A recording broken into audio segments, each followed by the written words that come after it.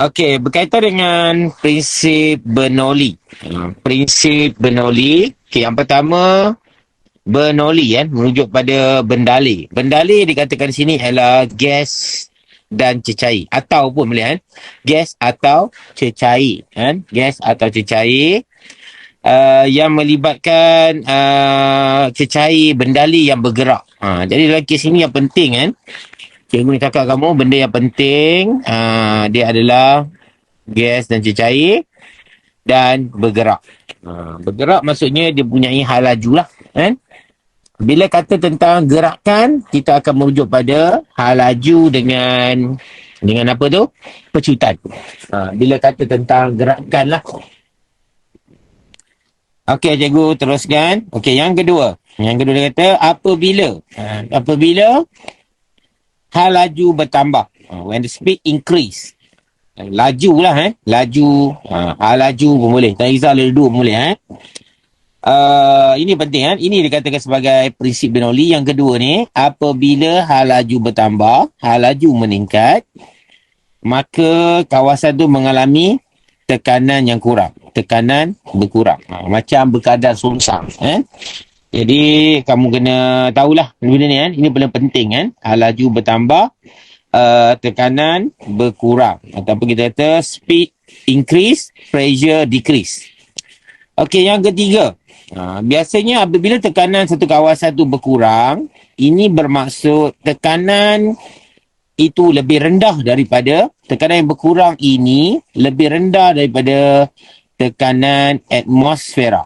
Tekanan atmosfera. Jadi kita kata tekanan atmosfera lebih tinggi daripada tekanan yang kita dapat di sini. Iaitu P tadi tu. P. Tekanan ni. Tekanan kawasan tersebut. Okey jadi yang keempat, sebab tekanan atmosfera tinggi, tekanan yang berada di satu kawasan tu rendah, maka adanya wujudnya apa? Yang keempat kata wujudnya perbezaan tekanan. Sebab apa? Tekanan ni tinggi, tekanan ni rendah. Jadi ini katakan wujudnya perbezaan tekanan. Boleh faham Ini prinsip Bernoulli Jadi yang kelima, sebab wujudnya perbezaan tekanan, maka daya terhasil.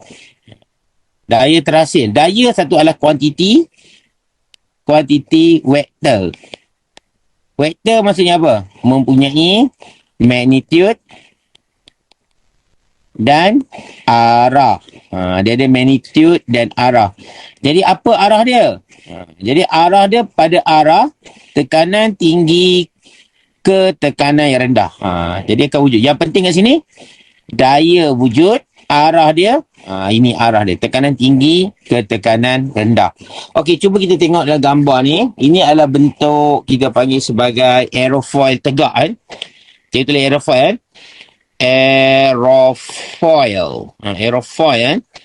Aerofoil tegak yang digunakan dalam sayap kapal terbang.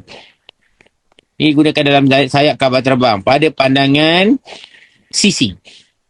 Ini pada pandangan sisi. Ini aerofoil tegak pada pandangan sisi.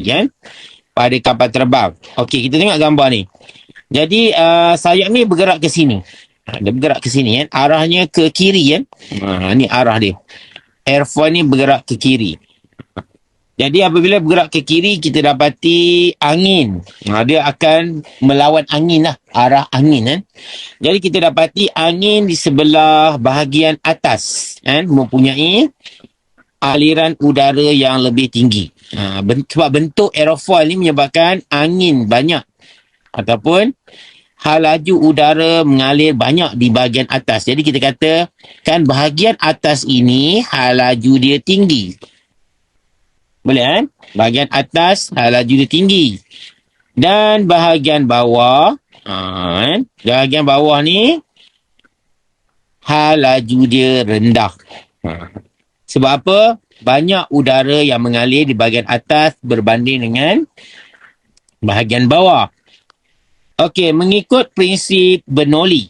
Okey, bila kawasan tu adalah hal laju tinggi, maka tekanan akan rendah. Seperti yang terang tadi. Nombor 2 tu.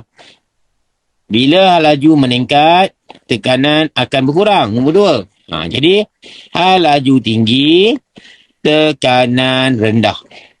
Okey, Dan di bahagian bawah pula, bagian bawah pula, tengok bahagian bawah pula, Bahagian bawah pula, bila laju tu rendah, tekanan tinggi. Okey.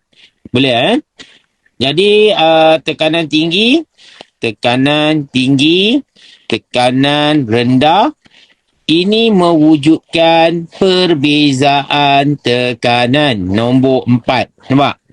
Perbezaan tekanan.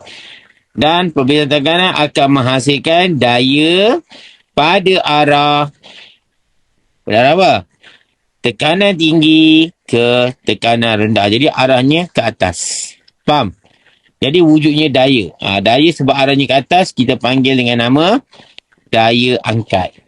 Okey. Boleh faham, ni basic lah, Daya angkat ataupun kita panggil lifting force. Daya angkat, Okey, ni berkaitan dengan prinsip Bernoulli. Okey. Terus, cikgu nak tukar slide, Okey, Cikgu teruskan. Sallallahu